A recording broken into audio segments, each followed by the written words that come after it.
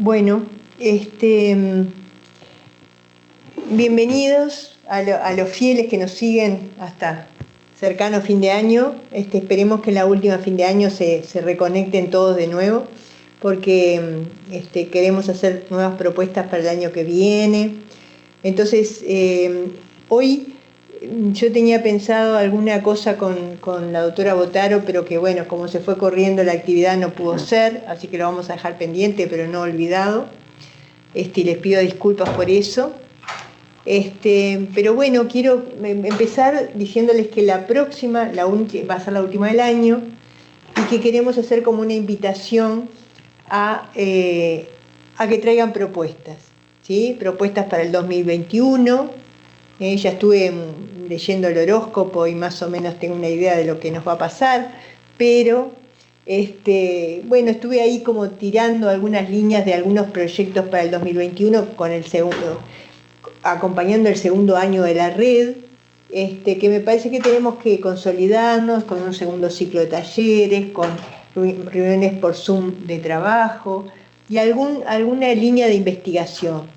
Se escuchan propuestas, así que me gustaría que los que nos han seguido todo el año puedan sentirse libres de proponer cosas en la última jornada del año. Como este año, digamos, hemos tocado los temas básicos de los cuidados paliativos perinatales, capaz que el año que viene podemos hacer más discusión de casos clínicos, que a todos nos ayudaría mucho también. Y este año el lema de los cuidados paliativos fue mi cuidado, mi bienestar. No en vano la pandemia vino a enseñar que si el equipo de salud no se cuida y no se protege, no puede cuidar. Entonces, la cadena de cuidado, porque nosotros reconocemos como cuidador a los papás del niño, por ejemplo, o a la enfermería que cuida al niño, pero somos todos y estamos todos necesitando cuidado. Entonces vamos hoy a dedicar este tema al cuidado. Yo les voy a sugerir que el cafecito que hacemos siempre, esta vez no lo hagamos para hacer más corta la actividad y podernos ir un poco más temprano, que acá también hay un poco de complicación. Entonces, el contenido de hoy lo vamos a dividir en una pequeña introducción y el cuidado en sí mismo, cómo lo encararíamos de alguna manera. La idea es hacer cosas esquemáticas, o sea, no se termina acá el tema, pero sí dar las bases para que ustedes lo puedan trabajar en su lugar de trabajo, ¿sí? Entonces, creo que el primer concepto de cuidado tiene que ser como de necesidad humana. El ser humano es frágil. Tendríamos que ir en una cajita que dijera frágil por todos lados. Somos seres sociales, dependientes. Todos somos dependientes. Desde que nace un niño solo no puede sobrevivir si nadie lo cuida. Entonces, y por otro lado, la necesidad humana del cuidado cubre las necesidades más básicas del ser humano, pasando después a las sociales y a las de autorrealización, que no se pueden lograr si no están las primeras atendidas, ¿sí? Y en esto de los cuidados paliativos perinatales, también pasa por esto. Déjenme mandar un mensaje, así la llamo en un rato. ¿Se entiende? Entonces tenemos que empezar por cubrir las necesidades básicas, y esto se repite en todos los niveles de cuidado, incluido en nosotros mismos, ¿sí? Porque si no cuidamos la necesidad básica, vamos a ver afectado muchas de nuestras áreas y de las posibilidades de poder cuidar al otro. El otro es el cuidado como derecho humano básico. Cuando se atiende una necesidad básica y está la dignidad humana de por medio, eso le confiere un hecho fundamental al derecho humano. Cuidado es reconocido en este siglo como derecho humano y establece entonces diferentes niveles de responsabilidades. Desde la sociedad, y transmite una cuestión social desde un enfoque del derecho, o sea que todos somos responsables de que lograr la mejor calidad de los cuidados, ¿sí? Así que tenemos que entender que nadie escapa a esta realidad, ¿sí? El cuidado no es solo una palabra, el cuidado es la dignidad misma de la persona, es reconocer la dignidad de uno para entender las necesidades del otro. Y lo que a mí más me gusta es tratar el cuidado como una experiencia humana, una experiencia humana que es universal, reconocer la dignidad en el cuidado de todo ser humano. Es única porque ningún ser humano se repite, y las emociones con las que se reconocen en el cuidado también son específicas de esa persona y de ese cuidado. O sea, no hay recetas. Y es dinámica, ¿sí? Porque hay que reconocer que en el cuidado como experiencia humana se acompaña al otro, se ayuda a reconocer las medidas de afrontamiento que pueda tener, adaptarse a la nueva situación, pero también se crece cuidando y se aprende. Y se valora las cosas importantes que hay que valorar en la vida, ¿verdad? Que a veces uno pierde la perspectiva. Entonces, dentro de la experiencia de cuidado como experiencia humana, la OMS define cuidar como una actividad humana, justamente, que se define como una relación y un proceso cuyo objetivo va más allá de la enfermedad. Esto parecen palabras sencillas, pero es muy profundo. Y realmente el objetivo va mucho más allá de la enfermedad, si uno se compromete con el cuidado. Por otro lado, otros autores que voy a ir nombrando van a dar otros puntos de vista, pero también apuntan al cuidado como experiencia humana. El cuidado, dice este autor, se manifiesta en la práctica interpersonal, que tiene como finalidad promover la salud y el crecimiento de la persona. O sea que hay una vivencia, hay una interpersona, o sea, no es algo que podamos hacer sin vivirlo, en la vida misma. Y tenemos que saber involucrarnos. Eso de yo no me puedo involucrar con esto, yo no puedo, no debería existir. Yo esto tengo que poder, si soy personal de la salud, ¿verdad? Y si estoy muy en contacto con personas que tengo que cuidar, tendría que poder decir, bueno, ¿cómo puedo vivir esto mejor? ¿De qué herramientas, qué instrumentos tengo que tener?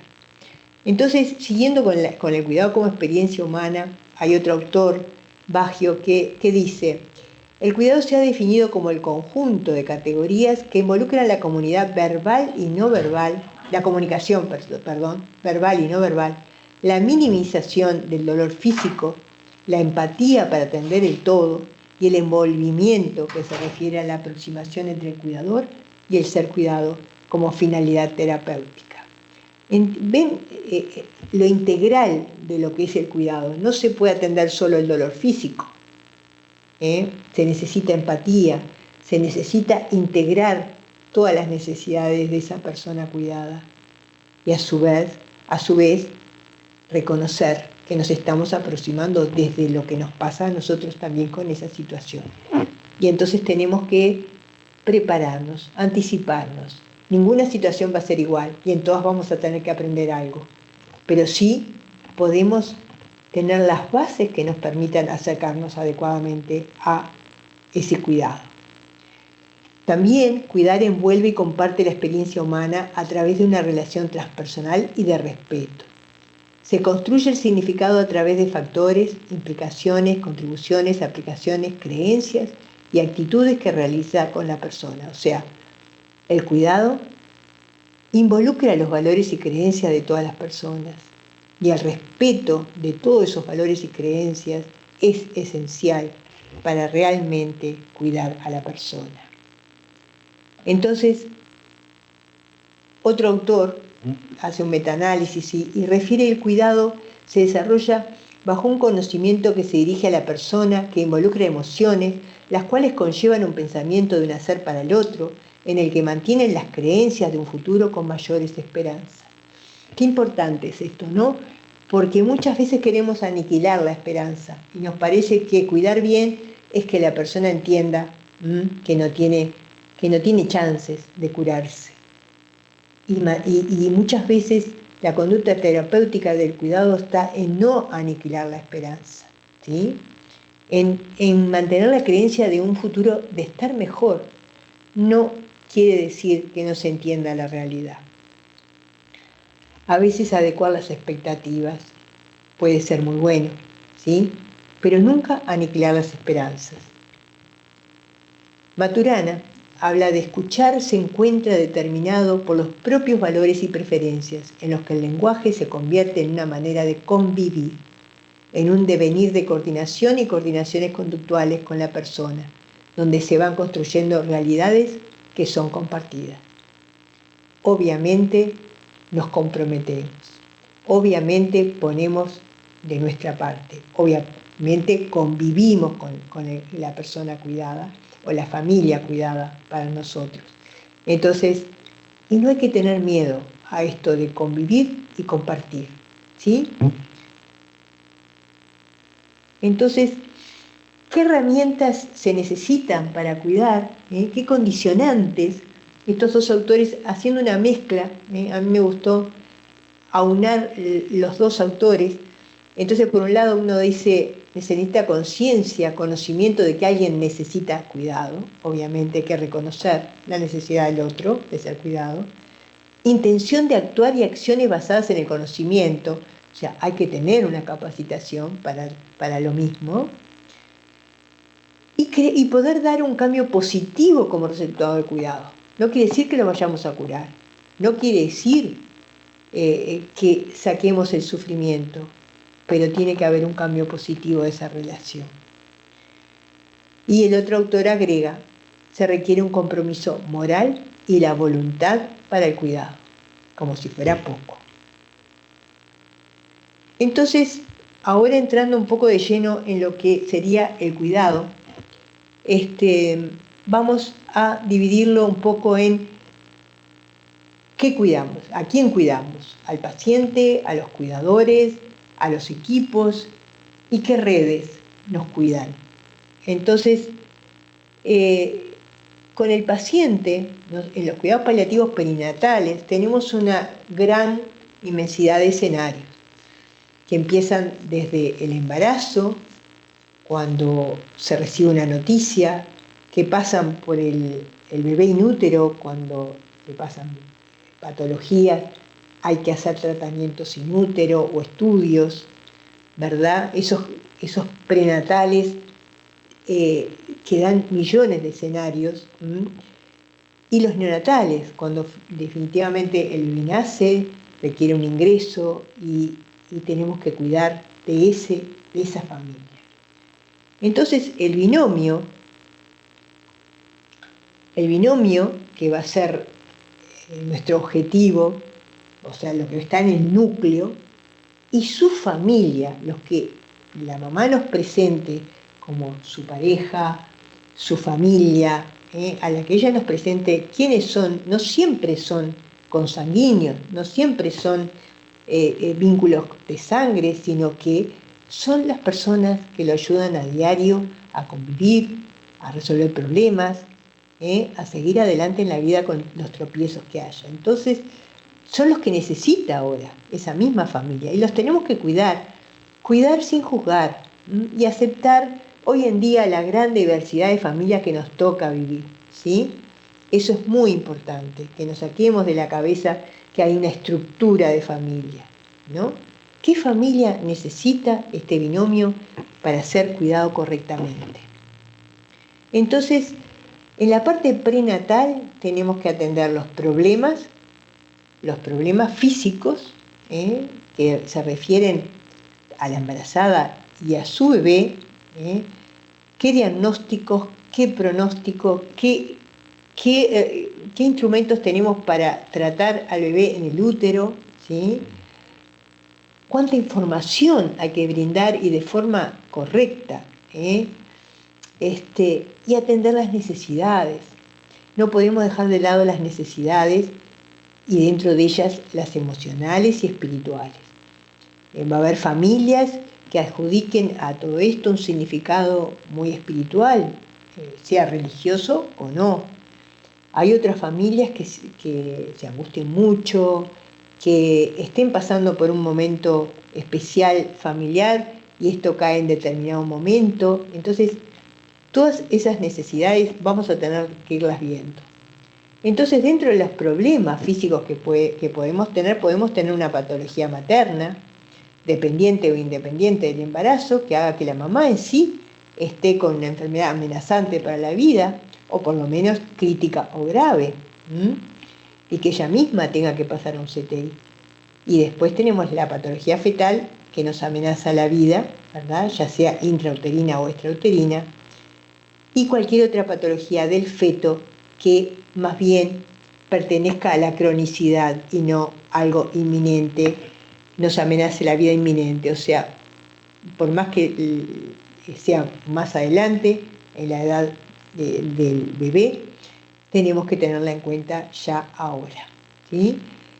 Entonces, las necesidades pasan por muchas situaciones. A veces parece que están resueltas y se vuelven a dar y hay que volverlas a atender, ¿sí?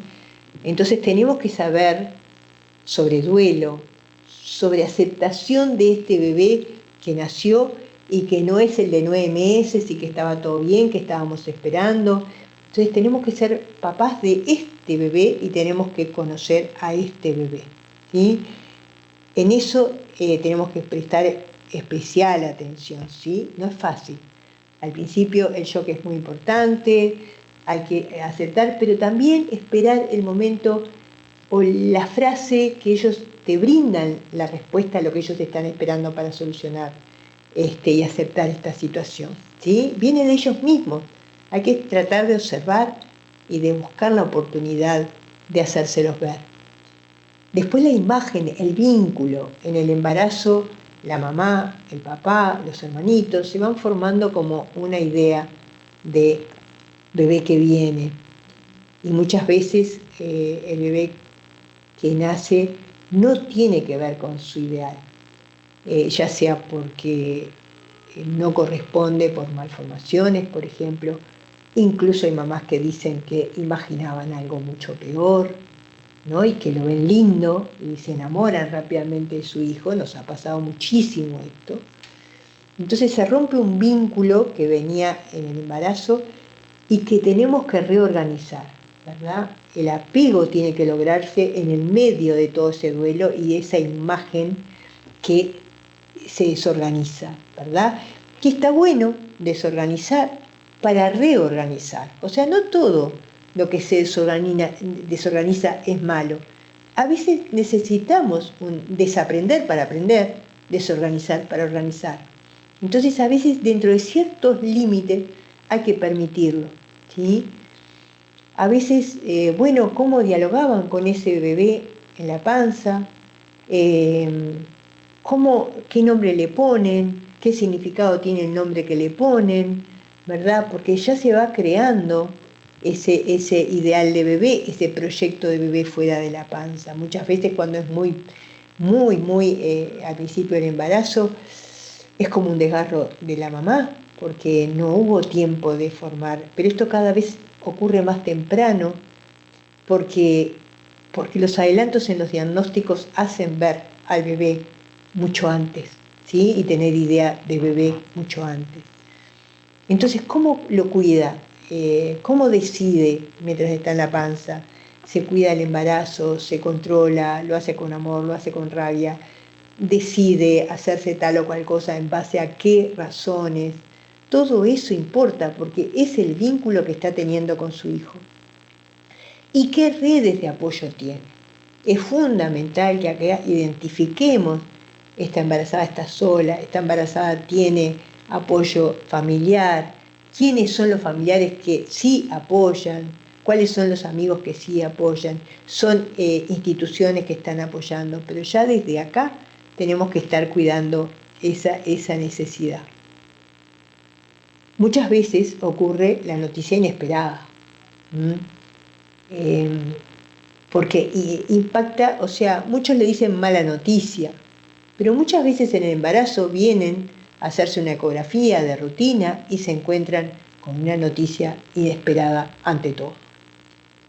Porque entonces el hecho de ser inesperada generalmente impacta negativamente a la familia, condiciona el vínculo que va a tener con su hijo de alguien más, ¿tá? Y es donde la comunicación importa. O sea, es uno de los momentos donde no nos podemos permitir comunicar mal esta noticia. Entonces, dejemos de llamarle mala noticia, porque muchas veces damos una noticia y la mamá se pone a llorar porque lo que le angustia en realidad es cómo decírselo al hermanito. Y lo que hay que afrontar es, bueno, darle alguna pauta de que la vamos a ayudar con eso para que ella pueda concentrarse en este tema, ¿no? Entonces, la comunicación acá, todo lo que hemos hablado durante el año sobre comunicación y lo que vamos a seguir hablando, porque creo que es una herramienta fundamental de los cuidados paliativos perinatales, cómo comunicamos, y tenemos que difundir al resto del equipo del personal, el que está con la ecografía, ¿verdad? Sensibilizar con respecto a esta noticia, ¿verdad? A veces mostrar al bebé, mostrar la ecografía, pero esperar a estar en un momento más tranquilo para decir, bueno, acá hay un problemita, pero vamos a hablarlo ahora más tranquilos, sentados, con tu médico tratante si es posible. Digo, yo entiendo que el obstetra que está haciendo o el técnico que está haciendo la ecografía siente la necesidad de comunicar, pero cómo comunicamos podemos estar ocasionando mayores daños, ¿sí? Entonces tomémonos un tiempito de acomodo, ¿sí? De preparar, de anticiparnos y preparar ese terreno. Y hay una cosa fundamental con esta noticia inesperada, porque el shock juega un rol muy importante. Entonces está lo que me parece que ellos necesitan, ¿verdad? Porque estoy pensando con mi mente si estuviera en esa situación y no estoy en esa situación. Entonces tengo que tener la capacidad de ver qué es lo que necesitan ellos en este momento, porque no son un espejo de lo que necesito yo en este momento. Entonces, diferenciar estas dos cosas son parte fundamental de cuando comunicamos una noticia inesperada. Entonces, la noticia inesperada, en realidad las malas noticias nos rodean, y el cómo comunicar estas malas noticias, como siempre se dice, es tratar de hacerlas soportables, o sea, tienen que convivir con ellas. No es que puedan recibir estas malas noticias, entre comillas, y no se pueda tener que seguir viviendo, ¿no? Entonces, no, la rutina es muy importante, porque no hagamos recetas, no a todos les sirve lo mismo y no todos necesitan la misma forma de comunicación. Entonces, la comunicación entre el personal y la familia tiene un papel importante para poder establecer una relación de ayuda adecuada. Y acá es donde empieza la relación de cuidado, ¿sí? Entonces, tiene que empezar bien. El sistema pasa a cuidar a este binomio y a su familia. Entonces, esta relación tiene que darse bien, de forma correcta. La comunicación tiene que ser correcta. La comunicación que se establecerá será empática, asertiva y adecuada, escucha activa, atención del lenguaje no verbal. Esto lo hemos repetido durante todo el año. Todos sabemos que con el cuerpo y los gestos podemos estar diciendo un mensaje totalmente contrario al que queremos dar, y que todos estos detalles acá importan, y esto requiere que se difunda, que se capacite al resto del personal, porque no puede estar librado a que esté la persona que está capacitada o no. Esto se da en cualquier momento del año, en cualquier momento del día, y con cualquiera de los profesionales encargados. Entonces, todos tienen que comprometerse a saber comunicar estas cosas. Entonces, por un lado, entender a la comunicación como una forma de compartir, una forma de poner en común un proceso, no es un instante, una foto, un entender que empiezo y termino la frase y ya está. Te digo que esto es así, que el niño tiene esto y me voy. Obviamente que nadie lo hace así, yo lo hago un poco como para dramatizar, eh, pero es cierto que no nos tomamos el tiempo de muchas veces sentarnos a la misma altura, de tomarnos esos 5 minutos que tenemos de golpe para disponer de comunicar, pero hacerlo plenamente, estar dispuestos a las preguntas abiertas. O sea, ¿qué saben ustedes hasta ahora? No, hasta ahora venía todo bien. Bueno, aceptar que hay silencios que después traen preguntas importantes y que hay que permitirlos. Pedir permiso para comunicar más. Es muy importante que se pida permiso cuando no, sobre todo no estamos seguros, porque estamos conociendo recién a la familia y por dónde van sus mentes las estamos recién observando. Entonces es muy importante cuando no estamos seguros, aunque estemos capacitados, hay que pedir permiso para, ¿usted quiere saber más de esta situación? ¿Usted quiere que le explique más o prefiere que nos veamos en otro momento? Identificar sus necesidades y adecuar tiempos. A veces los tiempos en los que yo quiero comunicar o toda la información que yo tengo en la cabeza, no la puedo meter en el tiempo que los papás tienen para prestarme atención. Están bloqueados, están chocados, necesitan tiempo, necesitan poder mínimamente aceptar que esto está pasando para poder seguir abarcando más información, ¿sí?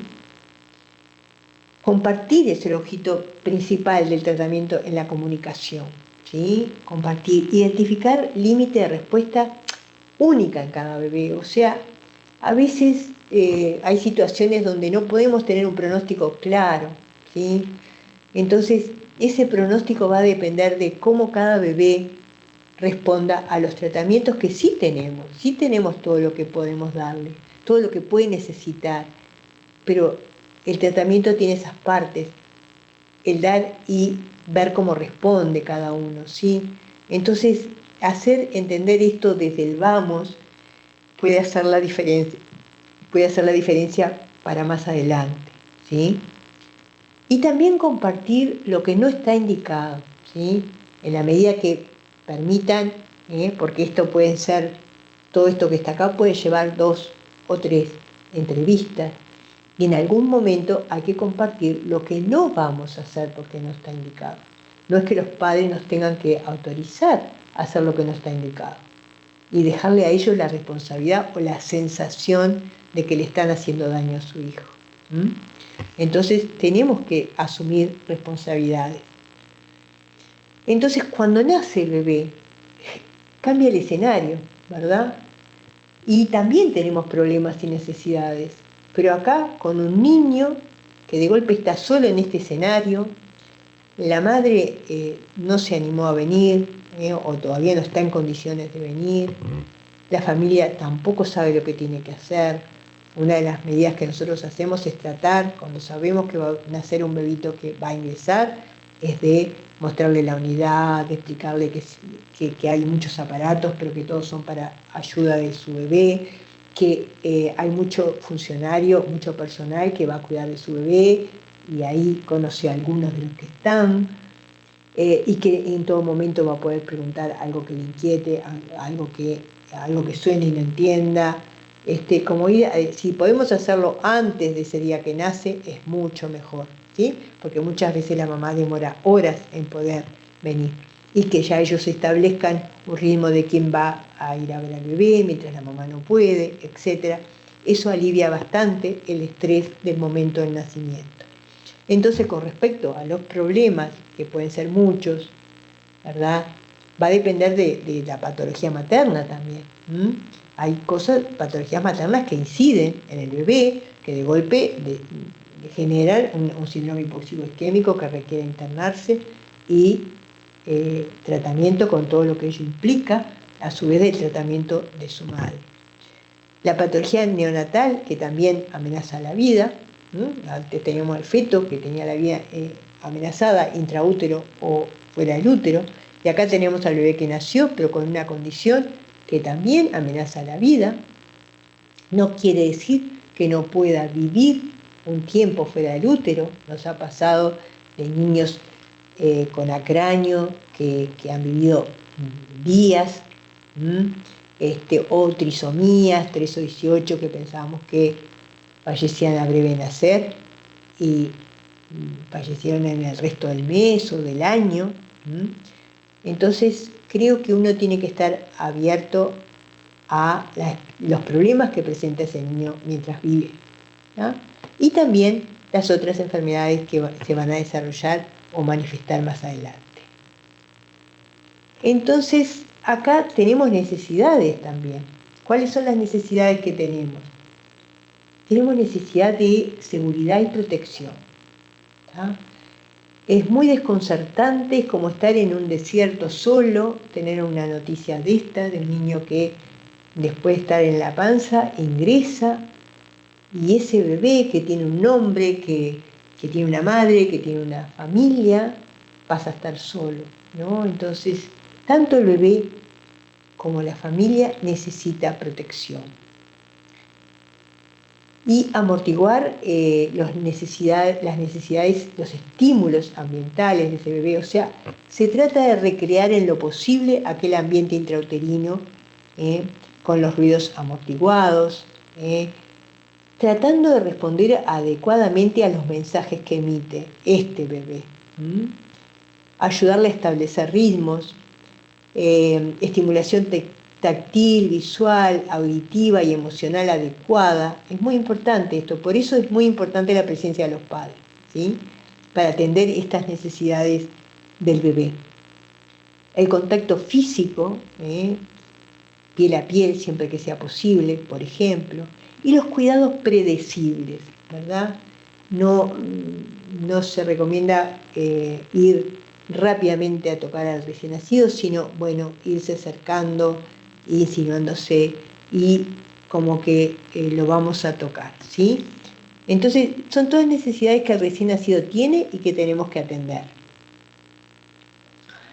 Entonces, vamos a hablar de cuidadores, ¿verdad? Hablamos del paciente fetal, el paciente neonatal, con sus problemas físicos, con sus necesidades. Vamos a pasar a hablar del cuidador. Nosotros tenemos que encargarnos del cuidador, ¿sí? El cuidador, persona que atiende la necesidad de persona dependiente, en general, maneja las necesidades físicas, emocionales, espirituales y prácticas de otra persona, a la vez manejan sus propias vidas, necesidades, familias y profesiones. Entonces, acá dentro del cuidador estamos todos, la familia que cuida a ese bebé y nosotros que estamos cuidando ese bebé y la familia. Entonces, está el padre, la familia, vuelvo a repetir, la familia como unidad de atención, como cuidar a ese niño. Entonces vamos a hablar primero del abordaje de la familia, que ya más de una vez lo hemos mencionado, pero me parece importantísimo volverlo a repetir. Que tener presente que hoy en día no puede no ser una medicina basada en la familia. La neonatología, por lo menos, debe ser así. Entonces, por un lado tenemos a la familia, al recién nacido y al equipo. En el equipo se incluye a todos, no solo médicos. Y con esto tenemos que lograr un abordaje integral que lo llamo acompañar.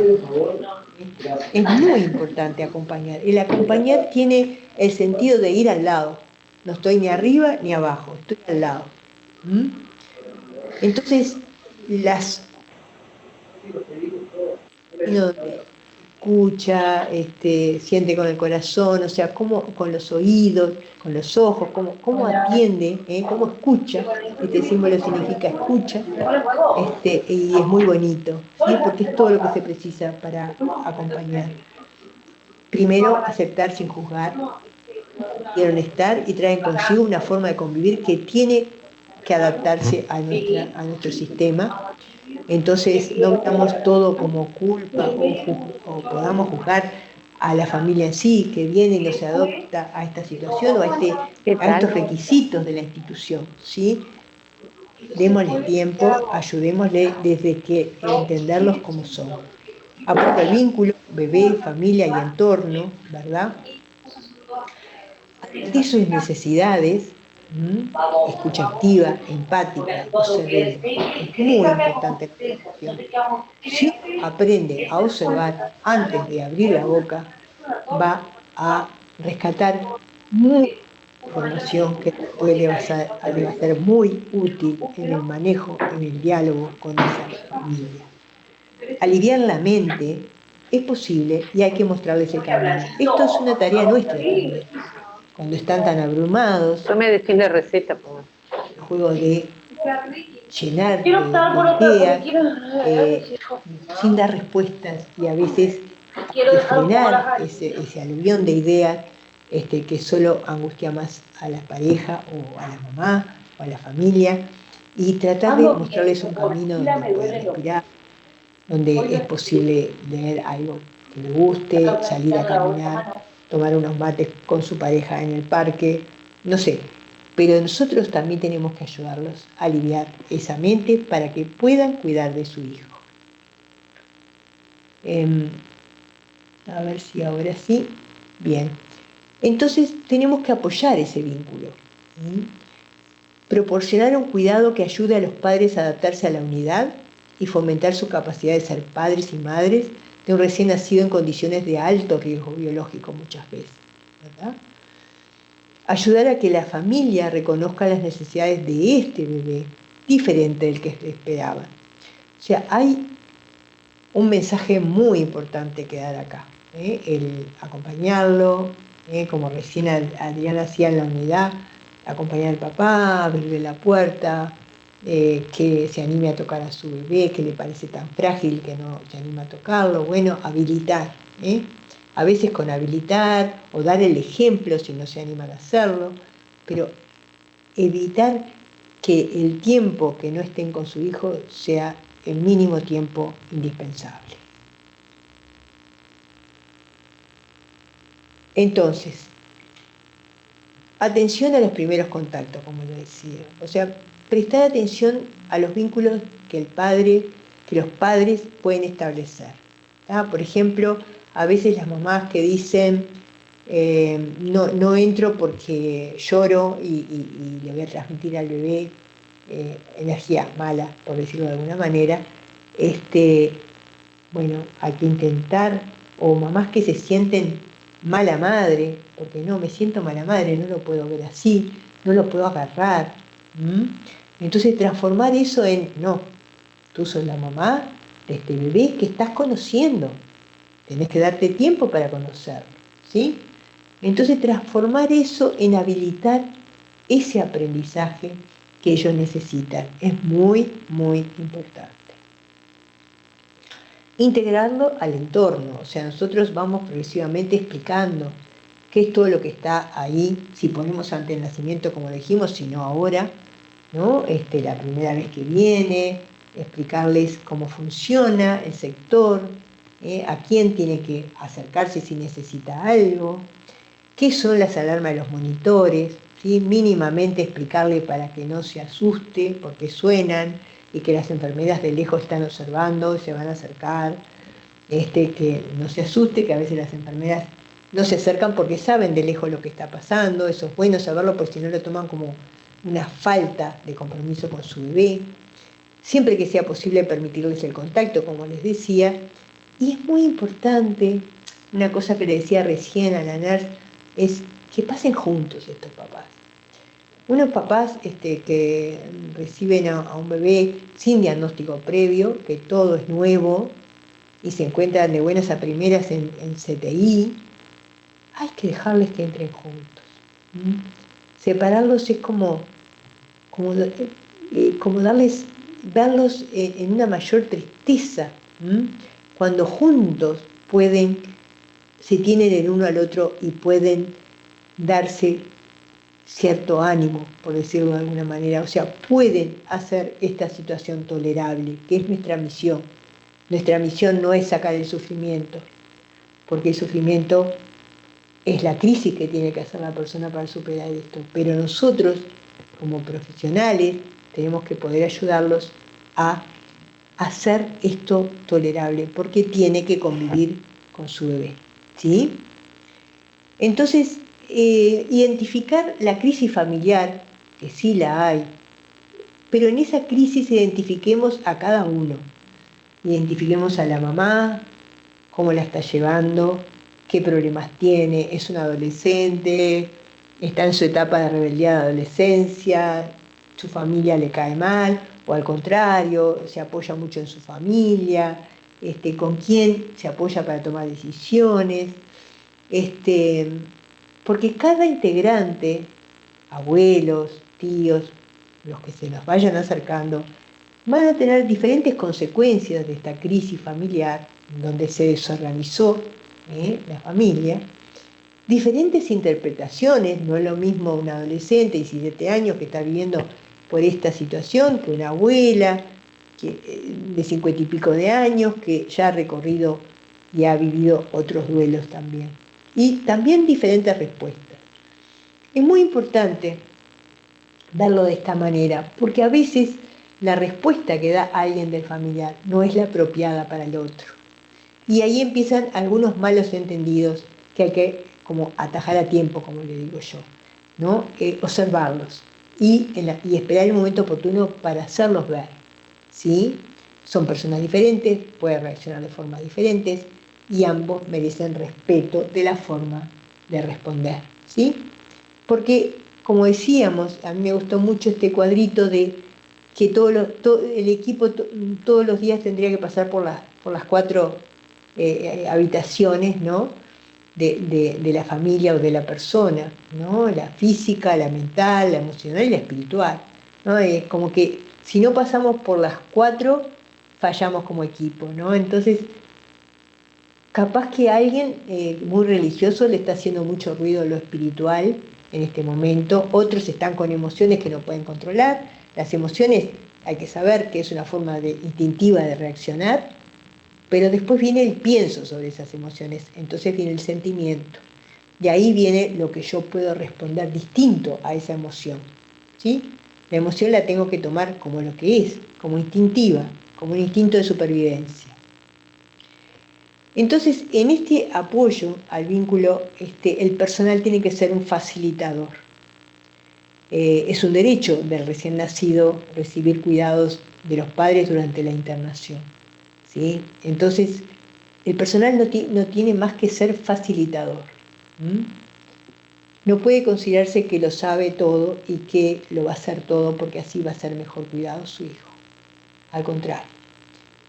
Esto es algo que hemos cambiado a lo largo del tiempo, es algo que hemos aprendido a lo largo del tiempo y que por suerte cada vez más se está dando. Diga que la época de pandemia nos trancó un poco, que ya estábamos logrando las puertas abiertas, pero bueno, obviamente que tenemos responsabilidades sociales que atender, pero siempre estemos viendo que mínimamente esto se respete. Las puertas abiertas las 24 horas, si no puede ser para la familia, por lo menos papá y mamá. Participación de los padres y tener posibilidad de entrevistarlos, de tener reuniones con ellos, para contención, no solo para informar, no solo el informe de cómo está su hijo hoy, no, tener otras reuniones, como hacemos los equipos de cuidados paliativos perinatales, para ver cómo cayó todo esto, para ver cuáles son las dificultades que está teniendo con toda la información que se le ha dado. Una cosa muy importante que yo he notado a lo largo del tiempo es que si no lo sacamos a los padres cuando se va a hacer un procedimiento, y en eso los médicos jóvenes se han como adaptado muy bien, no sacarlos ante este procedimiento es importantísimo. O sea, ellos valoran todo el esfuerzo que se hace para con su bebé. Ven la preocupación, ven que están todos. Hay 10 de guardia y los 10 están ahí. Eso lo hacen y lo aprecian, pero muchísimo. Quedan con un concepto humano del personal que está cuidando a su hijo o hija muy importante. Habilitar el cuidado. O sea, esta es la tarea que capaz costó más. Dejar que cuiden de su bebé. O sea, tratar cada vez que el bebé lo vaya permitiendo y a la brevedad posible el cuidado por parte de sus padres. Esto es capaz que es lo que nos corre un poco y nos sentimos un poco desplazados y a veces nos cuesta, ¿sí? Nos cuesta desplazarnos para dejarle lugar a los papás. Pero sí tenemos que enseñar lo propio del cuidado de este bebé. Este bebé nace con determinadas condiciones, no eran las esperadas para su papá, sus papás lo están conociendo en un medio que no es el ideal, están en un CTI, pero sí el personal tiene mucho para brindar, ¿eh? De lo que este bebé necesita como cuidado. Entonces, personalizar es ayudar a reconocer y responder adecuadamente a los mensajes que emite esta recién nacida. Una mamá recién me decía, el bebé se puede expresar como todos. Es una preocupación para los padres en general que nosotros interpretemos lo que el bebé nos quiere decir. Y nosotros, además de interpretar lo que nos quiere decir, tenemos que ayudar a los padres a que interpreten los mensajes que brinda este bebé. Ayudar a conocer y atender sus necesidades desde la intervención, porque pasa mucho tiempo a veces. Un prematurito que nace con 600, 700 gramos, a veces está 3 meses en la unidad. Y no podemos enseñarle a la mamá solo a controlar, a tomar la temperatura, a cambiar los pañales. Hay que habilitar el vínculo, que se vincule con su bebé, que le hable, que le cante, que lo acaricie. En la medida de lo posible, de que la estabilidad del niño lo vaya permitiendo. Y siempre preguntarnos, ¿por qué no hoy? ¿Por qué no ahora? No lo deje para mañana, si hoy puede ser. Si hoy en lugar de agarrarlo puede ser una caricia, que lo acaricie. Pero no un no, ¿sí? Atender el llanto. Esta es una cuestión que a mí realmente me preocupa, porque todavía hoy se sigue entendiendo como el llanto como su forma de comunicación y entonces que llore. Hay que atender sus necesidades básicas, porque se está desarrollando su mundo emocional. Entonces el llanto es su primera forma de comunicación, sí, pero expresa dolor, malestar, hambre, ¿verdad? Y yo considero que siempre tenemos que consolar el llanto y no dejarlo llorar porque es su forma de proceder. Y ante todo procedimiento, no dejarlo llorar porque estamos, no sé, poniendo una vía o haciendo un procedimiento y dejarlo llorar durante todo ese tiempo porque es normal, porque es bebé. La mayoría ya ha entendido esto, pero todavía quedan terrenos por ganar. Entonces evitar el dolor, porque hay algo en el que todos los padres se ponen de acuerdo en estos momentos difíciles, que no quieren que su hijo sufra. Y cuando ven alguna señal de que su hijo está con dolor, la pasan muy mal. Y hasta que no ven que su hijo está calmado, no se alivian. Entonces podemos empezar evitando y previniendo el dolor, evitando procedimientos, o si vamos a hacer un procedimiento que sabemos que duele, tomar las medidas pertinentes. Usar métodos no farmacológicos y farmacológicos, como la sacarosa, como el prender a pecho si se puede, ¿verdad? La succión no nutritiva, ¿verdad? Identificar y tratar la etiología siempre es importante, pero si no la encontramos rápidamente, no podemos decir este dolor es por esto, debemos hacer tratamiento sintomático y no dejarlo por esa. No sabemos la causa, no lo tratamos, no. El dolor se trata y se sigue buscando la causa. El trabajo de a 2 operadores, o incluyendo a los padres, permite una correcta contención. Es muy importante, a veces el enfermero, porque la distribución de personal de la institución es así, tiene que trabajar solo con el bebé, ¿verdad? Y muchas veces eso no permite una correcta contención del bebé, ¿verdad? Y bueno, habilitar a la mamá o al papá en que ayude permite hacer esto que se debería hacer entre 2 para mayor confort del bebé, lo haga con la mamá o el papá. ¿Ya? Los papás perciben si tiene dolor, ¿cómo no? ¿Ya? Por eso que en toda unidad debe haber un cartel grande de no al dolor o disconfort del recién nacido, porque este es un síntoma que altera a toda la familia. Entonces a veces me encuentro con que me preguntan, si el recién nacido sufre. El cerebro se desarrolla de una manera que permite que se sienta, que tengamos sentimientos, pero, o sea, el sistema límbico antes que la corteza cerebral. Entonces podemos sentir cosas como agradable o desagradable, pero lo que no tenemos madurez para hacer es sentir lástima de esto que estoy sintiendo, o sea, no puedo generar una reflexión sobre ese sentimiento que me está produciendo, ¿sí? Esa sensación agradable o desagradable. Por eso es tan importante recrear ese ambiente intrauterino donde estuvo tranquilo, donde conoce muchas cosas que puede dársele afuera también. Ayuda la voz de la madre o del padre, ponerlo piel a piel, que sienta los latidos de la madre. La musicoterapia, no entendiendo por ello música solamente, sino terapia con música, ¿sí? Que se va elaborando con los papás, se van haciendo música que los papás pueden cantarle a sus hijos. Bueno, hay múltiples formas de ayudar con musicoterapia. Las caricias, ¿verdad? Los masajes, de qué forma podemos contribuir a esa sensación de bienestar que sí puede sentir el recién nacido. Entonces siempre permitir ese contacto en la medida de lo posible, en lo que se pueda. Y no ponernos hoy el no grande como una casa de que hoy no lo tocan, ¿no? En general, cuando pensamos que van a responder mal a la caricia del papá, resulta que sube la saturación, se arregla la frecuencia cardíaca, mientras el papá se pone divino. Entonces tengamos cuidado con esas cosas. Y tenemos que reconocer en el apoyo al vínculo las respuestas adaptativas.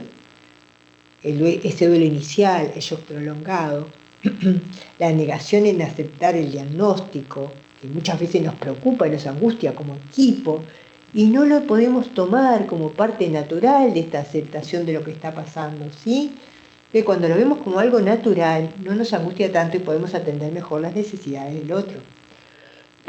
La negación activa también existe, cuando ha comprendido el riesgo y el pronóstico, pero no quiere que le digan más o no quiere pensar que va a pasar lo peor, prefiere pensar y disfrutar de este momento de otra manera, ¿verdad? A veces brota el enojo, ¿verdad? Y no debemos como personal de la salud asumirlo como algo personal, esto lo hemos dicho muchas veces, pero sigue pasando que se enoja un padre o una madre y siguen diciendo, ay, se me enojó este papá o esta mamá, no entiendo por qué, pero en realidad no hay un por qué. Están enojados con la vida, con la situación que les toca vivir, que es algo que no quieren. A todos nos pasan cosas que queremos y que no queremos. Esta es algo que no queremos y nos tocó vivirla, ¿verdad? Y también el enojo o angustia frente a nuevas comunicaciones de informes que damos a diario. A veces, por eso yo siempre digo, maneje la información como muy sensible por menor que parezca. A veces nos parece que hoy no tenemos mucho más para decir que está estable. Bueno, evitemos decir que está estable. Evitemos y démosle cómo está su bebé, qué es lo bueno que le vemos, ¿sí? Tratemos de no minimizar esa información, porque los padres la están esperando como el primer día y a cada día necesitan esa información. Tal vez no necesitan que le digamos el resultado de una gasometría, sí que estamos haciendo exámenes para controlar, pero muchas veces ponemos en gasometrías, en ionogramas, y digo, mucho tiempo de la información para no atender el principal problema, que es cómo se sienten los papás y cómo ayudarlos a soportar esta situación. Y cómo le cae esta información que hoy le estoy diciendo. Entonces, reconocer al otro en su modo de afrontar es muy importante. No es que nosotros le vayamos a enseñar a la persona cómo afrontar la situación, pero hay muchas cosas que nos van dando la pauta de cómo puede encontrar un camino para afrontar, ¿sí? Por ejemplo, cómo resolvieron duelos previos. A veces uno ve duelos recientes que están muy a flor de piel, que angustian mucho, que se llora mucho todavía. o que se mencionan duelos anteriores por decir, bueno, yo cuando falleció mi abuelo aprendí esto, y entonces uno va como viendo qué recursos tiene frente a situaciones de estrés. Entonces, cada familia tiene los propios, y como siempre digo, a observar, los invito a observar antes de intervenir, ¿sí? La esperanza no es creer que todo saldrá bien, como dijo un escritor polaco, sino que algo tiene sentido. A veces ponemos mucho hincapié y nos sentimos muy fracasados o muy frustrados porque no podemos dar respuestas técnicas, médicas, de especialidad. Pero muchas veces podemos tratar de ver el significado que la familia le está dando y por ahí dar alguna otra respuesta que tranquilice a la familia. Es muy importante no aniquilar la esperanza. Eso no quiere decir prometerle que van a salir las cosas bien, porque muchas veces se malinterpreta que cuando le damos esperanza le estamos diciendo va a salir todo bien. No, va a estar cuidado. O sea, tratar de poner esa esperanza en lo que sí podemos hacer. ¿Tá? Lo vamos a tener muy cuidado, ¿no? Como me dijo una mamá una vez, cuando lo llevaste de recesión me dijiste que me lo iban a cuidar mucho. Por eso le puse tu nombre, por ejemplo. El sufrimiento es de gran aprendizaje.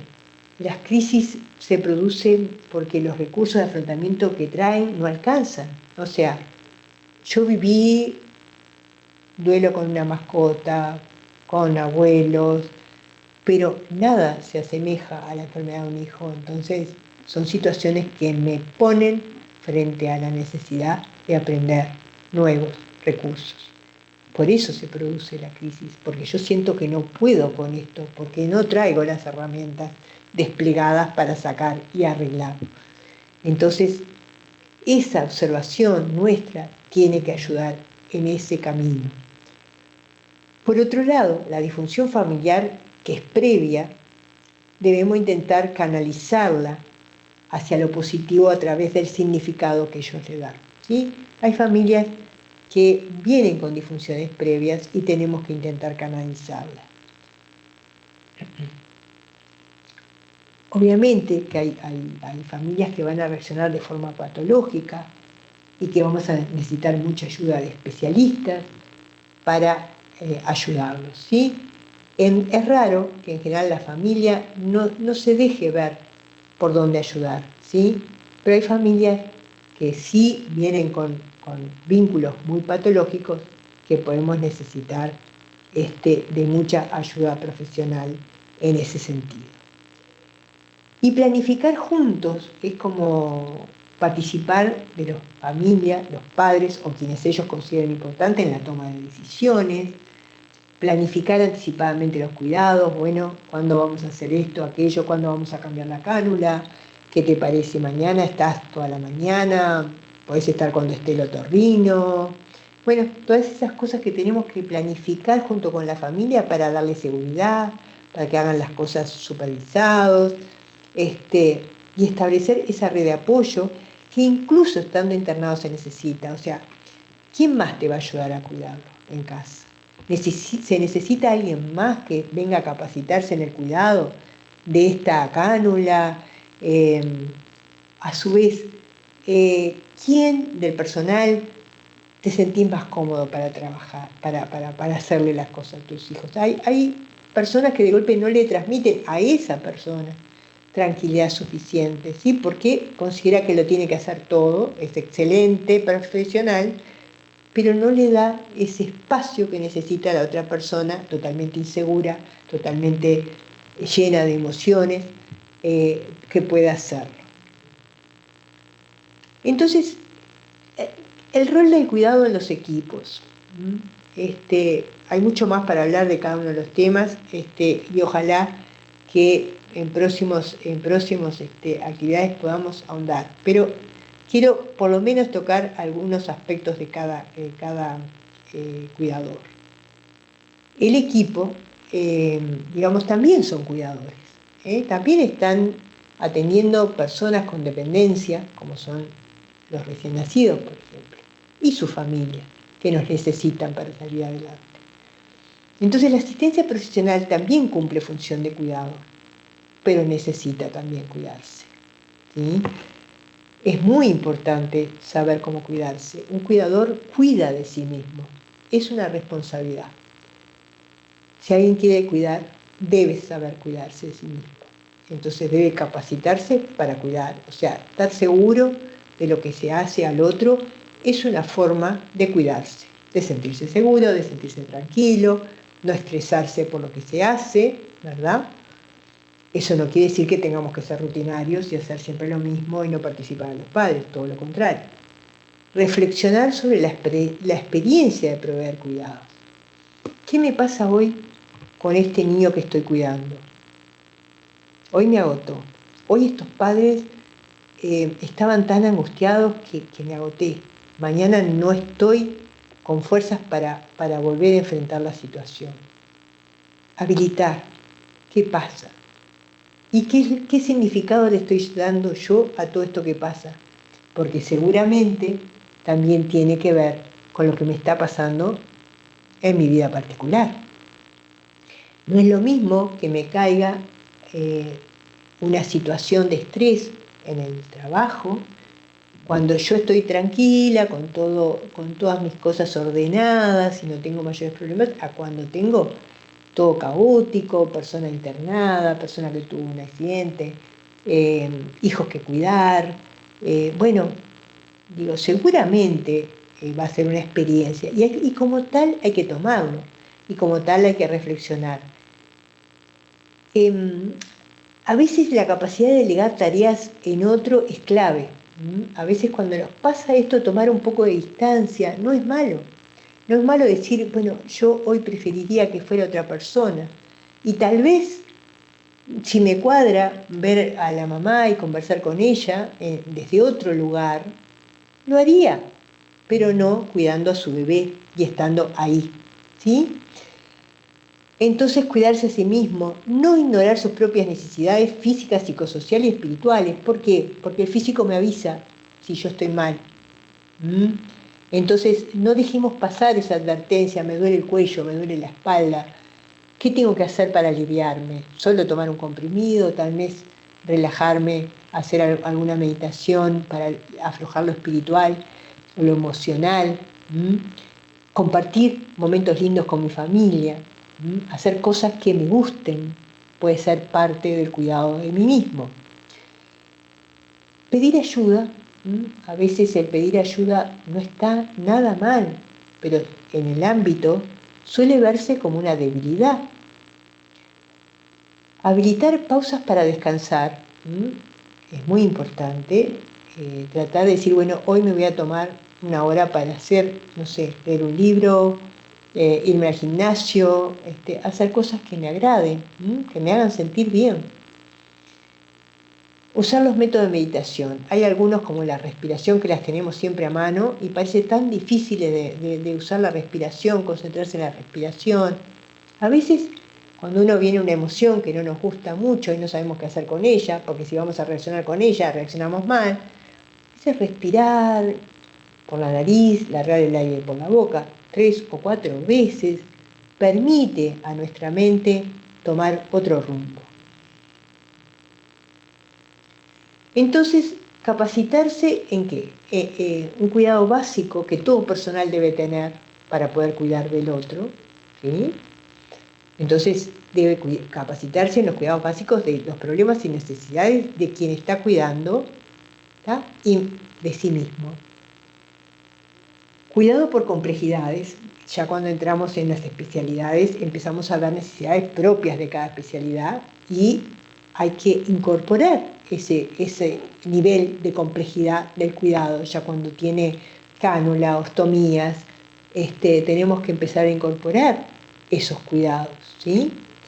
Y después tenemos, por derecho, en nuestro país, la ley 18.335, los cuidados paliativos están incluidos dentro de la salud, el derecho a la salud, los cuidados paliativos perinatales propiamente dichos. Entonces, ¿en qué tenemos que capacitarnos? ¿No? Porque Si queremos cuidarnos, tenemos que tener mínimas estrategias para abordar el sufrimiento del equipo. ¿Cómo hacerlo? O sea, yo lo digo como en etapas, ¿no? Primero, reuniones periódicas cuando se plantea acompañar a la familia de un paciente con sufrimiento crónico o post-fallecimiento. O sea, la reunión lo más cercano posible al episodio que conmocionó al sector o al servicio o a las personas allegadas en ese momento. Una reunión. No se necesitan profesionales. Hay que reunirse y habilitar bueno, yo me sentí, yo hice esto porque creí que era lo mejor, a mí me pareció que podías haber hecho esto. Hablar sinceramente de lo que nos pareció.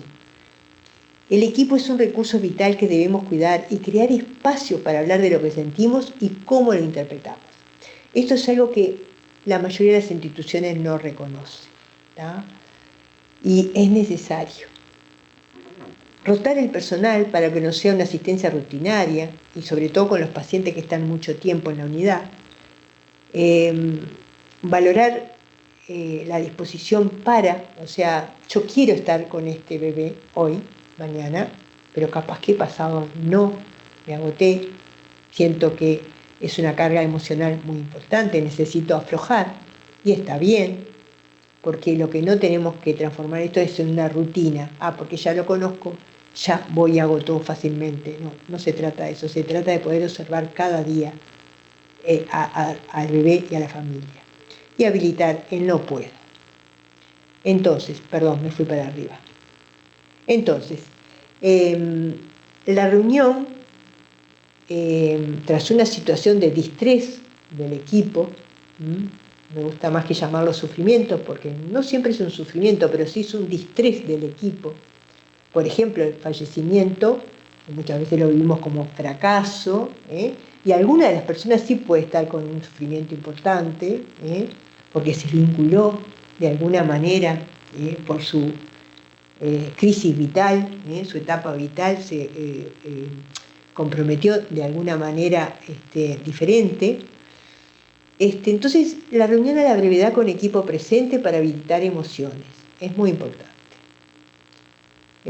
Tenemos que saber reflexionar sobre lo que sentimos en ese momento, qué hicimos con lo que sentimos en ese momento y qué podríamos cambiar y qué aprendemos de eso que hicimos. La reunión del personal para análisis del caso clínico, perfecto, ¿verdad? Tenemos que aprender de lo clínico. Pero también hay otras instancias como la devolución de la auditoría de muerte, la condolencia a la familia, la devolución de las necropsias, donde hay una devolución espiritual hacia la familia que está bueno hacer espacios, tener espacios. Así como es tan importante generar recuerdos en la familia, también el equipo tiene que hacer lo suyo. Entonces la reunión la vamos a dividir como en tres sectores. Uno de análisis clínico, dos de análisis de la comunicación. Tenemos que tomar conciencia de cómo nos comunicamos en esa situación de estrés, y el análisis del duelo que de alguna manera estamos haciendo. Entonces, el análisis clínico muchas veces nos damos contra la cabeza porque recibimos una información que nos deja medio descolgados sobre lo que hicimos.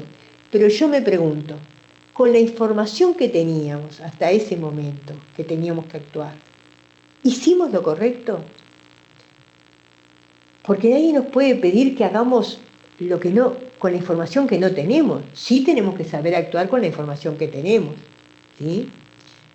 ¿Cómo incidió esa incertidumbre de algún aspecto de la información que yo tuve? ¿Cómo la corregí? ¿La tuve en cuenta lo que después vino? O sea, ¿que podía pasar? ¿Lo tuve en cuenta? ¿Sí? ¿Fue importante esa incertidumbre? ¿Cómo la manejaríamos? ¿Cambiaríamos algo la próxima vez? ¿Qué aprendimos de todo esto? Es muy importante este análisis, pero también no podemos dejar de lado el análisis de la comunicación. ¿Cómo nos comunicamos con la familia en ese momento? ¿Cómo le dijimos tal o cual noticia? Hubo un enojo, rompió todo. ¿Qué pasó? ¿Cómo le dijimos? Analicemos, porque muchas veces con nuestro cuerpo no estamos diciendo lo mismo que decimos con el habla. ¿Qué dificultades hubieron? ¿Cuáles fueron los obstáculos que tuvimos para tener una buena comunicación? ¿O fue todo perfecto y tuvimos una buena comunicación? Porque sí las hay. Es más, la mayoría de las veces hay mejores comunicaciones. Lo que pasa es que cuando hay una mala comunicación, eso es un dato importante para evaluar en una historia, ¿no? Por ejemplo, el que le dio en la ecografía tal noticia y le dijo tal cosa, bueno, reunámonos todos y veamos cómo tendría que haber sido la continuidad de esa información, porque se trata de disminuir el impacto que esta noticia tiene en la familia y en la familia donde se va a insertar ese bebé. Entonces el análisis del duelo tiene como tres etapas que reconocer. Reconocer que estamos en duelo, habilitar a partir de que reconocemos a los demás también, y fortalecernos de esta experiencia. Entonces, el reconocer el propio duelo, porque muchas veces lo vivimos como fracaso, como pérdida, como no pudimos, se me murió el paciente, lo sentimos como propio el fracaso, y eso conlleva a un duelo, a una afectación de la autoestima, y en algunos más que en otros. Entonces tenemos que reconocer el propio y saber reconocer quién está afectado al respecto, quién no está pudiendo. Porque el golpe nosotros nos reconocemos en duelo y tenemos herramientas para sobrellevarlo, pero hay otras personas del equipo que pueden ser muy jóvenes o porque todavía no han vivido tantas experiencias como esta, que no pueden sobrellevar esta situación. El duelo obviamente que es un proceso personal, pero en un equipo, si todos vivimos como fracaso y todos nos damos lástima porque fracasamos, este proceso personal se agrega a todo esto y se complica mucho más el resolver la situación, el volver a reorganizarse. Y se afecta la comunicación del propio equipo, o sea que vamos a estar más expuestos a comunicarnos mal, a entendernos mal y a tratarnos mal. Habilitar a los demás. Es muy importante el ser y estar en el momento que el otro necesita. Entonces, reconocernos en nuestro propio estado nos va a dejar más libres para estar para el otro que sí puede estar necesitando el que lo escuche, el que diga no puedo hacer esto, prefiero por unos días no estar acá. Habilitar el que pida la ayuda a quien está realmente en ese momento. Y eso es muy importante, estar. Fortalecer. Entonces, al fortalecer tenemos que volver a vivirlo como una experiencia humana. Este cuidado que de alguna manera nos afecta porque nos comprometemos, porque nos ponemos todo de sí, porque hacemos una relación interpersonal con los que cuidamos y con el resto del personal, y tenemos que comprometernos a que es eso, una experiencia humana. Entonces, uno cuando tiene un amigo que le importa lo que siente, bueno, se acerca, ¿no? Y es muy importante que no estemos solo dedicados a ver el tiempo que no tenemos, lo que tuvimos, lo que apreciamos o lo que sentimos como fracaso. ¿Cómo me vinculé con esa familia, con ese bebé, mientras estuvieron acá en el servicio? Es mucho más valioso porque eso es lo que le va a quedar a los demás cuando se van del hospital. Entonces es muy importante, y Principito, que dice tantas cosas importantes, dice: el tiempo que pasaste con tu Rosa, es lo que la hace tan importante. Y es así. Entonces ustedes van a quedar, como yo siempre digo, en el video de muchas familias que van a recordar muchos hechos de sus hijos, y ahí están ustedes. También es importante ondear en el terreno, ver el entorno con su micro y macro entorno. ¿Cómo me sentí? ¿Qué fue lo que me afectó más? El entorno del bebé, de la familia, el cómo se comportó, el cómo o realmente me sentí bien con ese microentorno, pero me pareció que no había un entorno adecuado, una intimidad adecuada para esta familia. Bueno, lo corregimos con un biombo, le damos más privacidad. ¿Y cómo me sentí con el macroentorno? ¿Cómo el resto del equipo funcionó? Muchas veces estamos atendiendo una situación de agonía de un bebé en la unidad y vemos que pasa todo el mundo hablando la suya, los padres de otro bebé, obviamente, no tienen por qué saber. Sí, el mundo sigue y eso a veces no hace un macroentorno adecuado y tenemos que hablarlo en el equipo, ¿no? Cuando hay una situación así, ¿cómo nos vamos a comportar? ¿Cómo vamos a acompañar? Por otro lado, ¿cómo me sentí? ¿Y cómo me siento ahora? ¿Sí? Esta frase del Principito también me gusta mucho, ¿no? Que dice, solo hay que pedir a cada uno lo que cada uno puede dar. A veces nos ponemos muy exigentes con el compañero que no hizo esto o aquello, o que no se dio cuenta que yo necesitaba esto o aquello. Y en realidad el compañero ni se le cruzó por la cabeza, y a veces hacemos todo un mundo de que ese compañero no me ayudó, o no entendió cómo yo me sentía, ¿verdad? Estas cosas pasan, y pasan mucho, y aprender a observar nos va a permitir también ver cómo los demás del equipo se están sintiendo en el momento mismo, y poder hacer una intervención. Pero qué noticia, qué novedad, qué nos enseña esta situación que hemos vivido. Yo creo que ningún bebé que pasa por una unidad neonatal, tampoco la prenatal, no deja una enseñanza. Si no nos deja una enseñanza es porque no prestamos suficiente atención.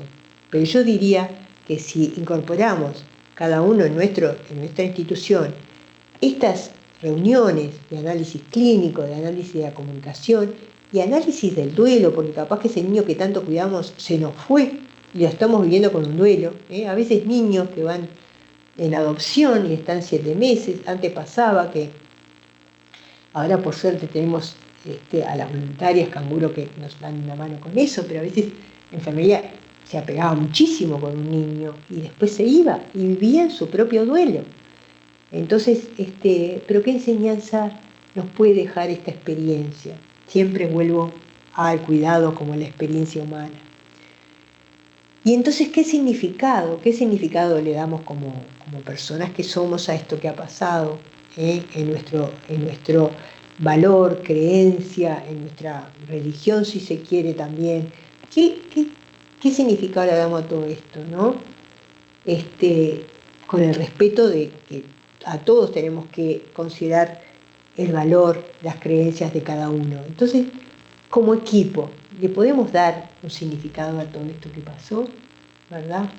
Es muy importante que tomemos conciencia de esto, porque a partir de ahí nosotros vamos a elaborar objetivos de cuidado para el equipo.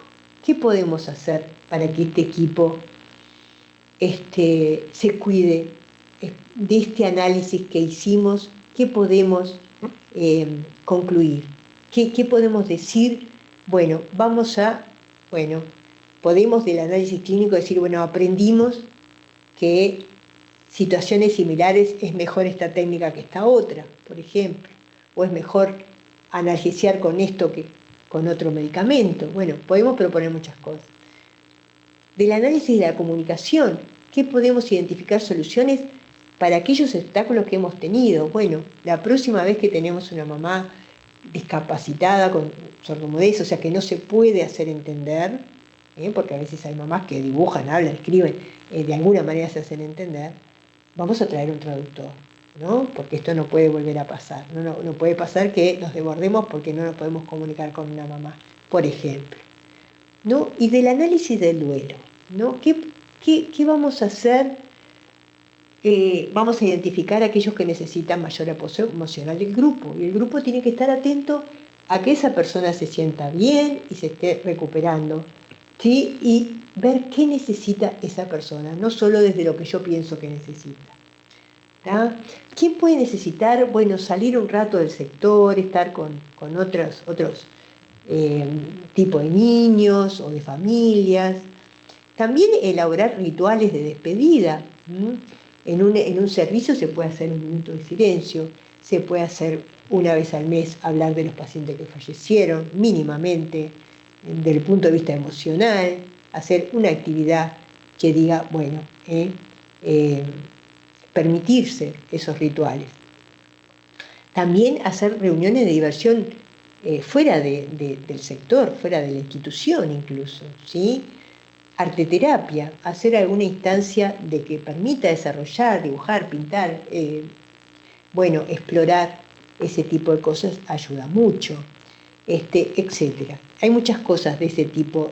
A veces un apoyo externo, el que venga alguien de afuera, como mediador, digamos, por decirlo de alguna manera, a ese conflicto interno que puede estar habiendo, porque y a veces es tan simple que no lo podemos ver. A veces cuando uno tiene muchos cambios laborales, en poco tiempo, todo se empieza a enrarecer, y es que nadie tuvo tiempo de adaptarse a un cambio que ya hubo otro, y a veces viene alguien de afuera y lo hace tan simple, tan claro, que está clarísimo que no es contra el otro, contra el compañero, ni el compañero contra uno, el que estamos manifestando distrés. Entonces, bueno, yo les voy a pedir por hoy no irnos a un cafecito. Creo que estamos en tiempo todavía de avanzar un poquito más. Cualquier cosa me avisan. Y vamos a ver un poco lo de las redes.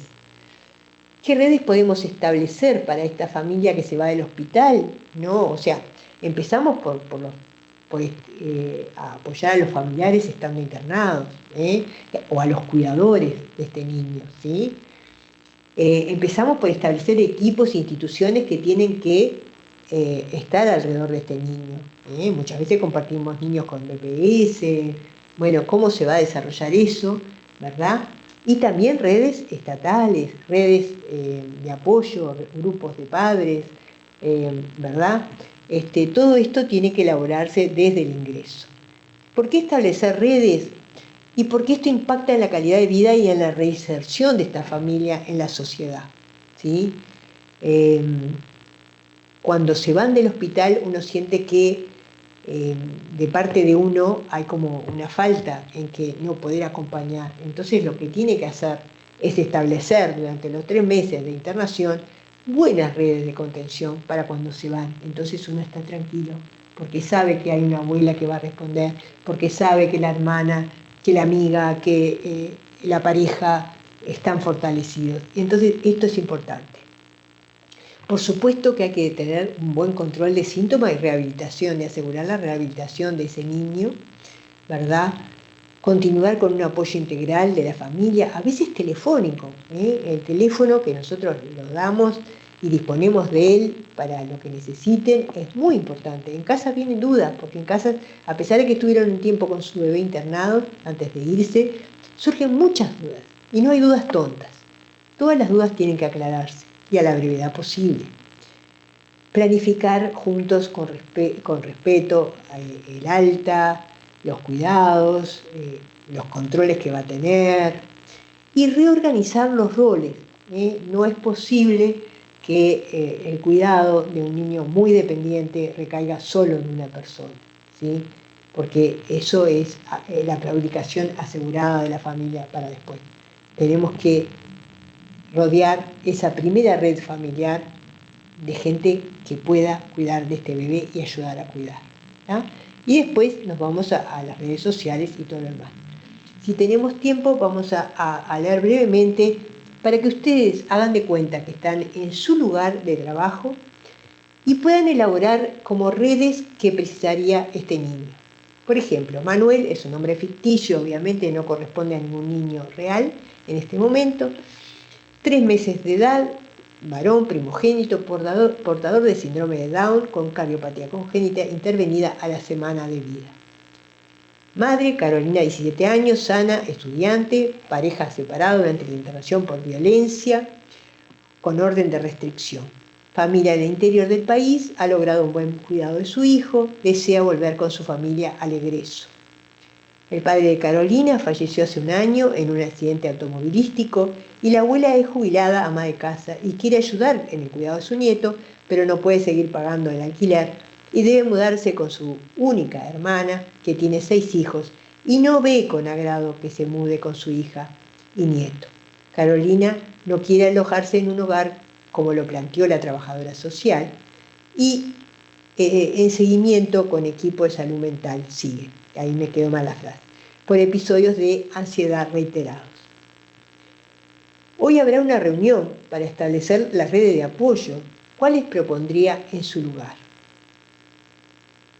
Quiero que después de esta charla ustedes lo analicen en su medio y vean. Yo voy a acomodar como un lineamiento, pero ustedes tienen que aceptarlo en su propio medio, ¿sí?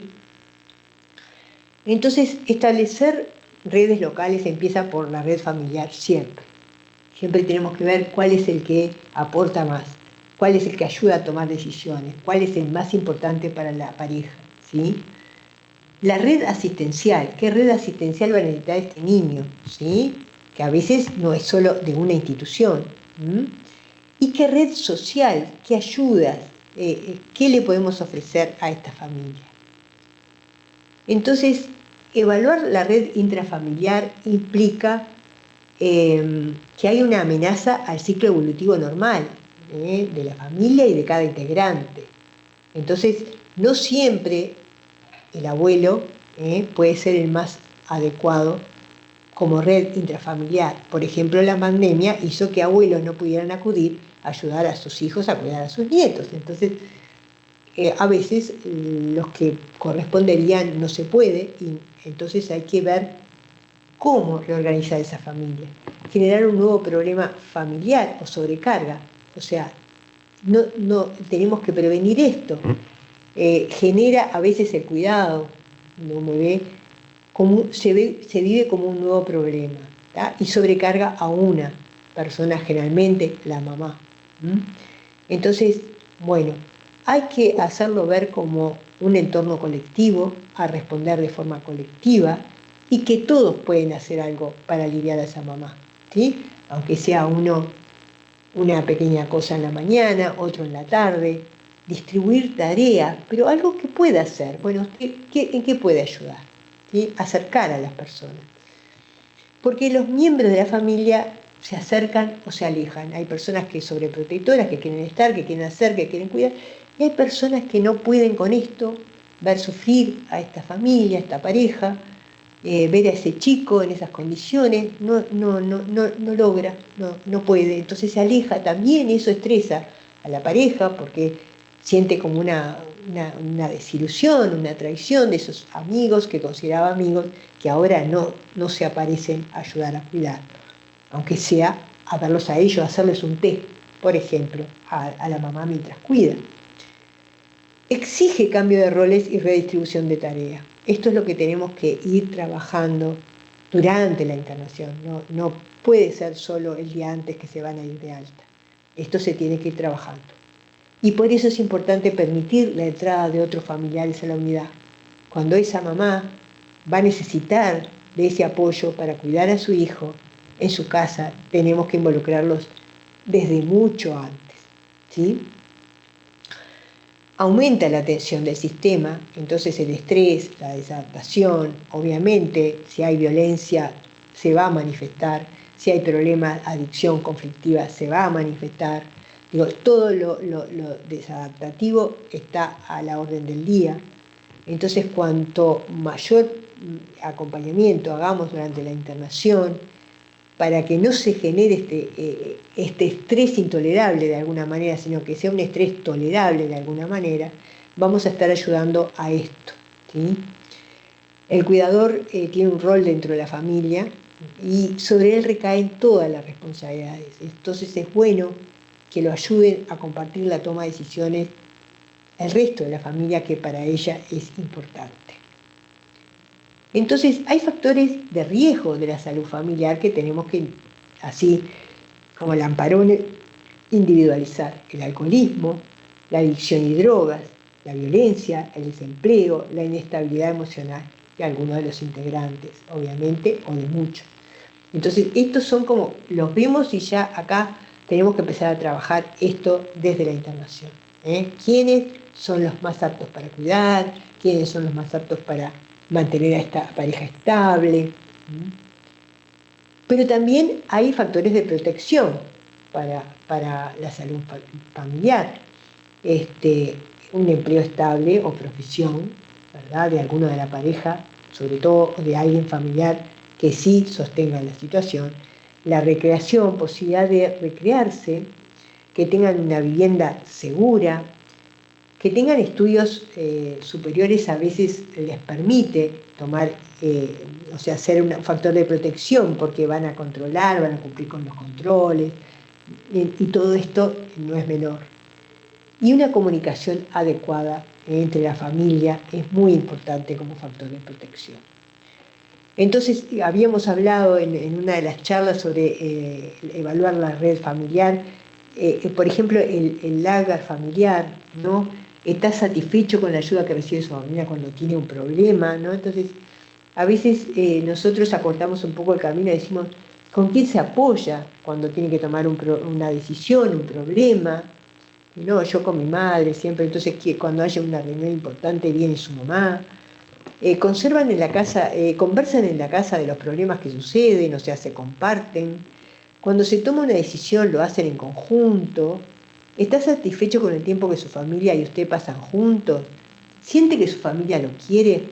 Son preguntas que uno va a buscar, de golpe no las hace todas juntas, porque no estamos haciendo un test, pero sí echar alguna pregunta cada tanto que nos permita ir evaluando esto, para hacernos una idea de esa red familiar y su salud.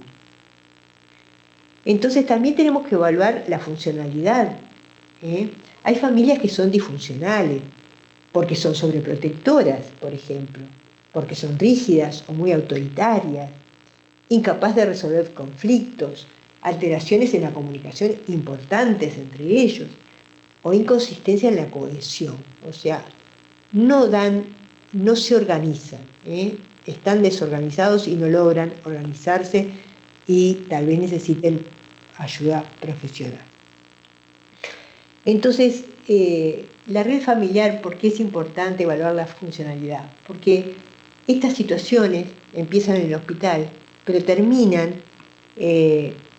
produciendo cambios en la sociedad, cambios en las configuraciones de la familia, impacto en la relación de la familia con la comunidad, impacto en el desarrollo de las personas. Hay personas que tenían su proyecto y de golpe por esto se fue. Entonces, habilitar a la persona que pueda pensar en proyectos personales de autorrealización es muy importante. Impacto en las instituciones que trabajan con niños, adolescentes y familias que van a tener que estar ayudando a cuidar. Entonces tenemos redes de apoyo afectivo espiritual, sobre todo intrafamiliares, pero también religiosas, comunidad a la que enfrenten, a la que ellos frecuenten, apoyo instrumental, ejecutivo, ¿verdad?